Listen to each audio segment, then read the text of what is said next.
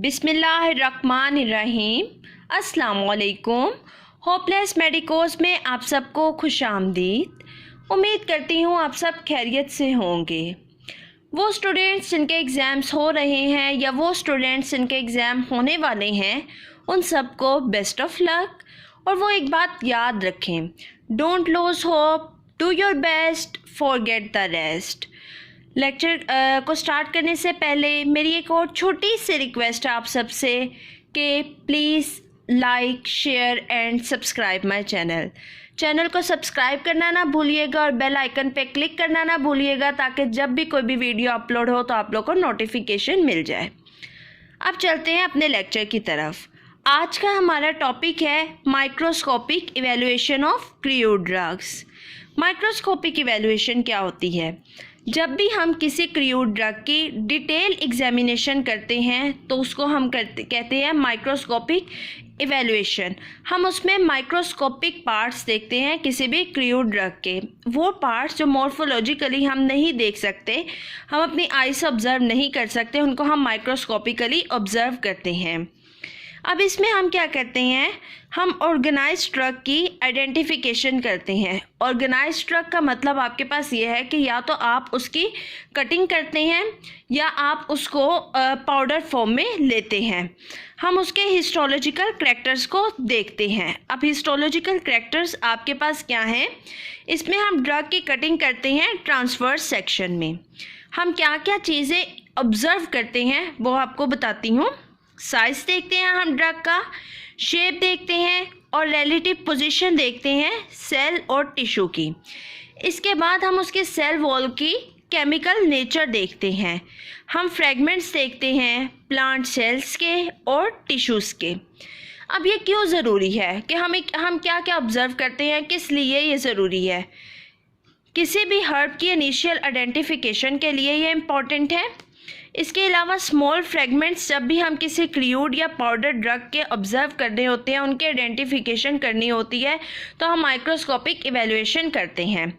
हम डिटेक्शन करते हैं अडल्ट्रेंट की कि इसमें कौन सी एक्स्ट्रा चीज़ प्रेजेंट है, अडल्ट्रेंट कोई भी इम्प्योरिटी कौन सी प्रेजेंट है, मोल्ड्स, इंसेक्ट्स, फंजाई कौन से प्रेजेंट है। हम उनके आइडेंटिफिकेशन या डिटेक्शन के लिए माइक्रोस्कोपिक इवैल्यूएशन करते हैं। माइक्रोस्कोपिक करैक्टर्स कौन कौन से हैं? अब ड्रग के माइक्रोस्कोपिक करैक्टर ये हैं, हम सेल वॉल देखते हैं ड्रग की, हम उसका सेल कंटेंट देखते हैं कि सेल में क्या क्या चीज़ें प्रेजेंट हैं आपके पास। हम स्टार्च ग्रेन्स देखते हैं कि प्रेजेंट हैं या एब्सेंट हैं। लिग्निन देखते हैं, कैल्शियम ऑक्सलेट क्रिस्टल्स देखते हैं, फाइबर्स को ऑब्ज़र्व करते हैं, वेसल्स देखते हैं, ट्राइकोम्स देखते हैं। इसके अलावा हम पैरेन्काइमा सेल्स को ऑब्ज़र्व करते हैं, ठीक है। और इसमें जाइलम फ्लोएम के भी स्ट्रक्चर्स आपको नज़र आते हैं कुछ पाउडर ड्रग में। माइक्रोकेमिकल टेस्ट कौन कौन से परफॉर्म करते हैं और हम उनमें कौन कौन से केमिकल्स को यूज़ करते हैं। लिग्निफाइड टिश्यूज़ को हम अगर ऑब्ज़र्व करें तो उसके लिए जो हम केमिकल यूज़ करते हैं वो फ्लोरोग्लूसिनोल और कॉन्सेंट्रेटेड HCl है। दोनों की जो रेशियो है वो 1:1 है। हम म्यूसिलेज को करेंगे तो उसमें हम ल्यूथीनियम रेड यूज़ करते हैं केमिकल। स्टार्च ग्रेन्स को ऑब्ज़र्व करेंगे तो हम डाइल्यूट आयोडीन सॉल्यूशन यूज़ करते हैं। नंबर 4 पे फिक्स्ड ऑयल या वोलाटाइल ऑयल्स को ऑब्ज़र्व करेंगे तो हम सोडान रेड यूज़ करते हैं। एलोरॉन ग्रेन्स को अगर हम ऑब्ज़र्व करें तो हम अल्कोहलिक पिक्रिक एसिड को यूज़ करते हैं। अब हमारे पास आती है क्वांटिटेटिव माइक्रोस्कोपी।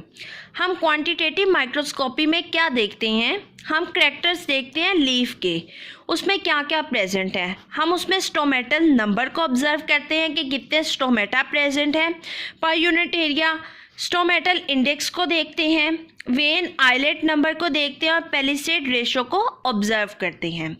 अब स्टोमेटल नंबर क्या होता है हमारे पास? स्टोमेटल नंबर जो है एवरेज नंबर ऑफ स्टोमेटा हम देखते हैं कि आपके पास एपिडर्मिस पर स्क्वायर मिलीमीटर एपिडर्मिस में एवरेज नंबर ऑफ स्टोमेटा कितने प्रेजेंट हैं। ये रिलेटिवली कांस्टेंट होती हैं आपके पास, लेकिन स्टार्ट में ये वेरी करते हैं एज ऑफ द प्लांट के साथ। एग्जाम्पल आपको देते हैं डेथोरा की। इसमें 141 स्टोमेटा प्रेजेंट होती हैं अपर एपिडर्मिस में। अब है स्टोमेटल इंडेक्स। स्टोमेटल इंडेक्स क्या है? ये हमारे पास परसेंटेज प्रोपोर्शन होती है नंबर ऑफ स्टोमेटा से total number of epidermal cell. इसका फॉर्मूला होता है stomatal index is equal to stomata, ये है आपके पास एपिडर्मिस, यहाँ पर हम एपिडर्मिस प्लस स्टोमेटा लेंगे और इसकी परसेंटेज प्रोपोर्शन देखेंगे, इसको 100 से मल्टीप्लाई करेंगे।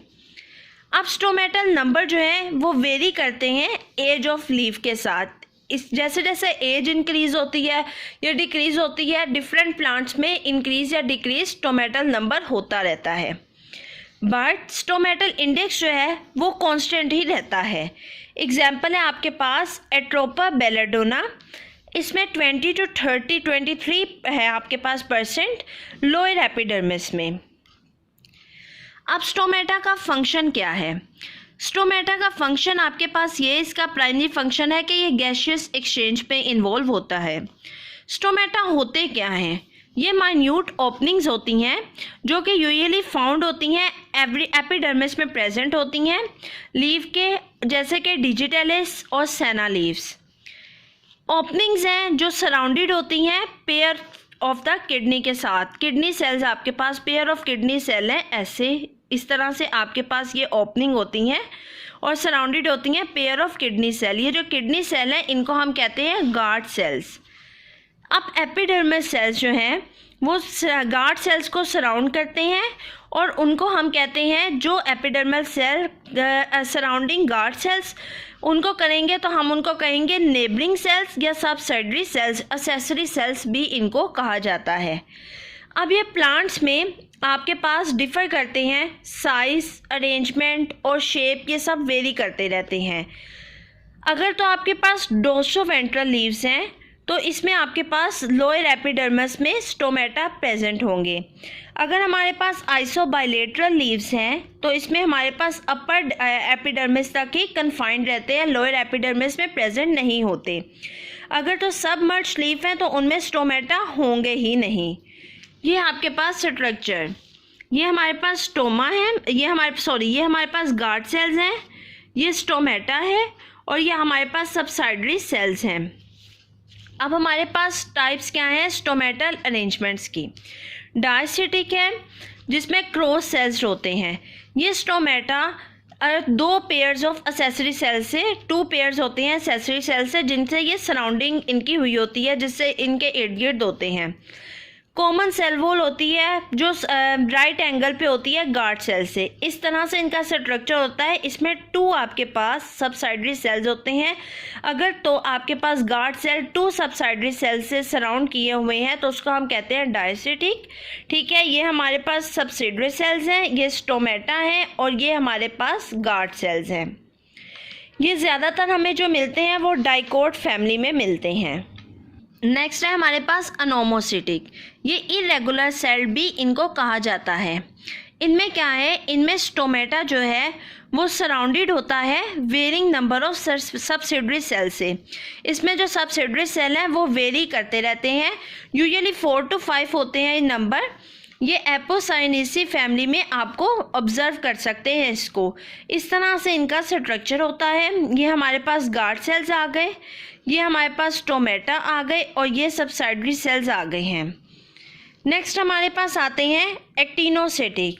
ये रेडिएट सेल्स होते हैं या स्टार लाइक होते हैं। ये आपके पास सराउंडेड होते हैं एटलीस्ट 5 एक्सेसरी सेल्स से और एक स्टार लाइक सर्कल बना देते हैं इस तरह से। ये 5 और ये 5 आपके पास स्टार लाइक इन्होंने स्ट्रक्चर बना दिया है। ये एबिनेसी फैमिली में आप ज़्यादा इन्हें ऑब्जर्व करते हैं।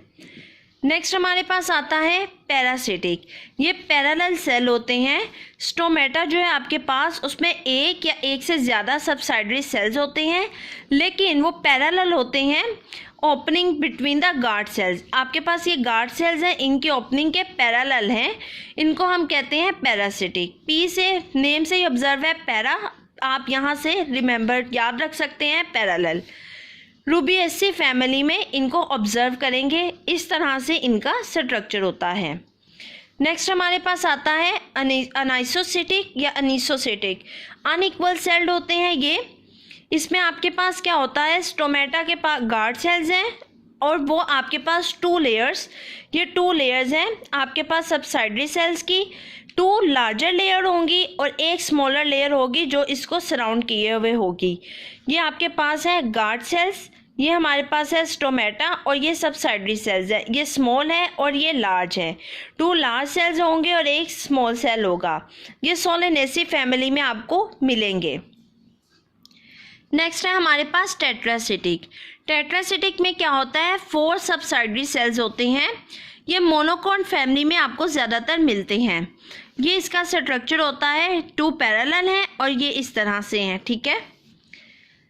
अब नीम में क्या होता है, नीम के लीव्स देखें तो उसमें स्टोमेटा लोअर सरफेस पे हमें मिलेंगे।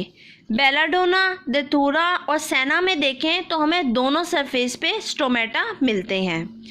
अब ट्राइकोम्स आपके पास क्या होते हैं, ये एलोगेटेड आउटग्रोथ्स होती हैं, ठीक है। एपिडर्मल सेल पे एक या एक से ज़्यादा एपिडर्मल सेल्स पे एलोगेटेड आउटग्रोथ हो सकती हैं या हेयर लाइक स्ट्रक्चर या प्रोजेक्शंस होते हैं। प्लांट ट्राइकोम्स जो है वो उसके डिफरेंट फीचर्स हैं। यूनिसेलुलर भी हो सकते हैं, मल्टी सेलुलर भी हो सकते हैं, स्ट्रेट भी हो सकते हैं, स्पाइरल भी हो सकते हैं, साइटोप्लाज्म भी प्रेजेंट हो सकता है इनमें और ग्लैंडुलर भी हो सकते हैं। फंक्शन क्या है ट्राइकोम का, ये डेंस कवरिंग ऑफ ट्राइकोम्स जो है ये प्रिवेंट आपको बचाती है डैमेज से, इंसेक्ट के डैमेज से बचाएगी। और दूसरा क्लॉगिंग ऑफ स्टोमेटा, डस्ट की वजह अकोमुलेशन से आपके पास क्लॉगिंग ऑफ स्टोमेटा हो जाती है, उसकी प्रिवेंशन में ये इम्पोर्टेंट है। अब ट्राइकोम दूसरा फंक्शन क्या है, ये हेल्प करते हैं डिस्पर्शन ऑफ सीड्स में ऑफ मिल्कवीड, ठीक है। और ये स्कैटर्ड कर जाते हैं विंड से, जब हवा चलती है तो ये स्कैटर्ड हो जाते हैं। पेपरमिंट, रोज़मेरी और तुलसी में अगर हम देखें तो उसमें जो ट्राइकोम्स होते हैं वो सेक्रेशन ऑफ वोलेटाइल ऑयल के में उनका फंक्शन होता है, वो इम्पोर्टेंट रोल प्ले करते हैं वोलेटाइल ऑयल की सेक्रेशन में। नेक्स्ट हमारे पास आती हैं टाइप्स कौन कौन सी हैं। यूनिसेलुलर ट्राइकोम्स हमारे पास क्या होते हैं, ये लीनियर होते हैं, स्ट्रॉन्गली वेव होते हैं, वेवी शेप में होते हैं, थिक वोल्ड होते हैं ट्राइकोम्स, ठीक है। दूसरी तरह के कौन से हो सकते हैं, अगर हम टी लीव्स में बात करें तो उसमें शॉर्ट होते हैं, कॉनिकल ट्राइकोम्स होते हैं। नेक्स्ट सेना लीव्स की बात करें तो उनमें शॉर्ट होते हैं, कॉनिकल होते हैं, वार्टी ट्राइकोम्स होते हैं। नेक्स्ट अगर आपके पास कॉटन है, कॉटन की बात करें तो लॉन्ग है, ट्यूबुलर है, फ्लैटेंड है और ट्विस्टेड ट्राइकोम्स हैं। लिग्निफाइड ट्राइकोम्स की बात करें तो नक्स वोमिका आपके पास इसके एग्जाम्पल है। नेक्स्ट हमारे पास आती हैं मल्टी सेलुलर ट्राइकोम्स। अब मल्टी सेलुलर ट्राइकोम्स क्या होती हैं, ये मल्टी आपके पास अगर तो मल्टी सीरिएट है तो ये मेल फर्न में प्रेजेंट होंगे। यूनिसीरिएट और बायसेलुलर हैं, कोनिकल भी हैं तो ये डेटूरा में होंगे, ठीक है। पेटेट हैं तो ये आपके पास कास्केरिला में होंगे। टी शेप के ट्राइकोम्स हैं तो ये पायरेथ्रम में होंगे, इस तरह से ये होंगे इनकी शेप, ठीक है। नेक्स्ट हमारे पास आती है एवोल्यूशन ऑफ स्टार्च। अब आपके पास स्टार्च ग्रेन क्या होते हैं, ये टिपिकल फॉर्म है कार्बोहाइड्रेट की जो यूज़ होती है एनर्जी स्टोरेज के लिए, ठीक है। और इसमें आपके पास स्पेशल सेल्स की ये स्पेशल सेल्स में बनते हैं जिनको हम कहते हैं क्लोरोप्लास्ट। अब स्टार्च क्या है, स्टार्च आपको ब्लू या वॉयलेट कलर देती है आयोडीन सोल्यूशन के साथ। व्हीट स्टार्च होती है, व्हीट स्टार्च में हम सीड लेते हैं, ठीक है। पोटैटो स्टार्च है तो ट्यूबर में ऑब्जर्व करेंगे। मेज स्टार्च है तो सीड, राइस स्टार्च है तो सीड, बस पोटैटो में ट्यूबर। व्हीट स्टार्च में शेप की बात करें तो ओवल हो सकते हैं, सर्कुलर हो सकते हैं, बाइकन्वेक्स हो सकते हैं। हाइलम की बात करें तो सेंट्रल हाइलम होगा, ऐसे लाइन की शेप में अपेयर होगा आपको। स्ट्राइएशंस जो है वो फेंट होंगी, कॉन्सेंट्रिक विजिबल और लार्जर ग्रैन्यूल, जो लार्जर ग्रैन्यूल्स होंगी उनमें सिर्फ विजिबल होंगे, जिनकी इस तरह से लार्जर शेप आ रही होगी सिर्फ उनमें विजिबल होंगी। एग्रीगेशंस की बात करें तो सिंपल भी हो सकते हैं और कंपाउंड भी हो सकते हैं। ये इस तरह से होते हैं। हाइलम जो है ये इस तरह से लाइन होता है। पोटैटो स्टार्च, अब पोटैटो स्टार्च क्या है, ये अवॉइड, इसकी शेप जो है अवॉइड भी हो सकती है और सब स्फेरिकल भी हो सकती है। हाइलम जो है वो एक्सेंट्रिक पॉइंट एंड पे आपको मिलेगा, ठीक है, ऐसे मिलता है इसका। बस स्ट्राइएशंस क्या है, वेल मार्क्ड कॉन्सेंट्रिक होगी। एग्रीगेशन सिंपल और कंपाउंड रेयरली, इसका आपको इस तरह से मिलेगा structure. Rice starch, rice starch आपके पास क्या है, इसकी शेप पॉलीहेड्रल होती है या सब स्फेरिकल। हाइलम जो है वो स्मॉल सेंट्रल पॉइंट्स होते हैं इस तरह से। स्ट्राइएशंस क्या है, इसमें एब्सेंट होती हैं। एग्रीगेशन कंपाउंड होती है। स्ट्रक्चर इसका इस तरह से है, यहाँ पर आपको सिर्फ एक पॉइंट मिलेगा। मेज स्टार्च, मेज स्टार्च आपके पास पॉलीहेड्रल हो सकते हैं या सब स्फेरिकल हो सकते हैं। हाइलम जो है वो सेंट्रल क्लेफ्ट होगा 3 to 5 रेस के साथ, ठीक है। इसमें आपके पास स्ट्राइएशंस जो हैं वो प्रेजेंट होंगी लेकिन विजिबल नहीं होती। एग्रीगेशन सिंपल होती है। स्ट्रक्चर इसका इस तरह से आपको मिलेगा। नेक्स्ट हमारे पास आता है क्रिस्टल्स ऑफ कैल्शियम ऑक्सलेट। अब कैल्शियम ऑक्सलेट के क्रिस्टल्स क्या करते हैं आपके पास, ये कैल्शियम की रेगुलेशन में इम्पोर्टेंट होते हैं। ये हर्ब्स की ये प्रोटेक्शन करते हैं, हमें प्रोवाइड करते हैं हर्ब्स से, और ये प्रोटेक्ट करते हैं प्लांट को मेटल डिटॉक्सिफिकेशन से। ये किस किस टाइप के हो सकते हैं, ये नीडल लाइक हो सकते हैं, जैसे कि आइपिकैक रूट में इस तरह से इसका स्ट्रक्चर आपको मिलेगा। नेक्स्ट हमारे पास क्लस्टर लाइक हो सकते हैं, सेना लीव्स में आपको वो इस तरह से नज़र आते हैं। प्रिज्म क्रिस्टल हो सकते हैं, ये कास्केरा बार्क में आपको नज़र आते हैं। Thank you so much. Please lecture के एंड पे मेरी आपसे एक छोटी सी रिक्वेस्ट है, like share and subscribe my channel. अगर आप में से किसी का भी कोई क्वेश्चन है या कोई सजेशन है लेक्चर से रिलेटेड या किसी भी टॉपिक से रिलेटेड, या आप लोग चाहते हैं कि इस टॉपिक पे वीडियो बने, तो आप comment below, I will reply you. Thank you so much. अल्लाह हाफिज़।